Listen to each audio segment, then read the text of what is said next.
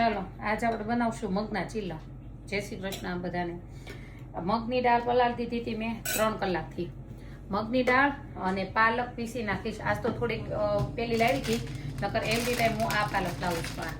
અડધી બેગ છે તો મેં 1 વાટકી મગની દાળ પલાળી છે, એમાં એ નાખી દઈશ. અને ઓલું લઈ મિક્સર લઉં ને તો મારે આખું થઈ જાય એમ છે. પણ જો હવે આપણે પાલક પીસી. આ મગ પીસાઈ ગયા છે. મગની દાળ થોડું પાણી નાખવાનું તો વ્યવસ્થિત પીસાય. આદુ, મરચી, લીલા મરચા અને લસણની પેસ્ટ નાખવાની હોય. હું આવી રીતે આમ ખમણીને નાખું છું આ લસણ, એટલે મને મજા આવે છે મતલબ. એટલે અને સ્વાદ અનુસાર મીઠું નાખી દેવાનું.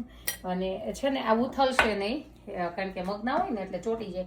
એટલે એમાં શું કરવાનું, 2 ચમચા રવો નાખવાનો અથવા તો 2 ચમચા ચણાનો લોટ નાખી દેવાનો. એટલે મસ્ત થોડાક ક્રિસ્પી થાય. નકર બહુ ઢીલા થાય ખાલી મગના. હું પહેલાં વેઇટ લોસ કરતી હતી, ખાલી મગના જ ખાતી, હવે તો નથી કરતી. હવે મારું વેઇટ છે નહીં બહુ જાજુ.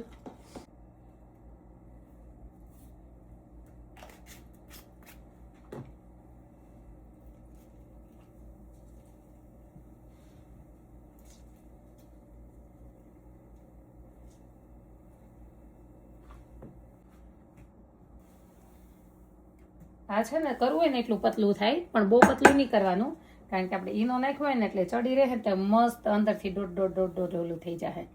હમણાં બતાવું તમને. એટલે સહેજ જાડું રાખવાનું તો મજા આવે ખાવાની. જો આવી જાઓ મસ્ત પ્રોટીનવાળા મગના ચીલા.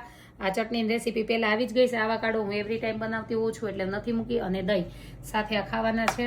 અને સાથે જોઈ શકો છો ટિફિનની તૈયારી ચાલુ થઈ ગઈ છે. પાવભાજી છે ટિફિનમાં.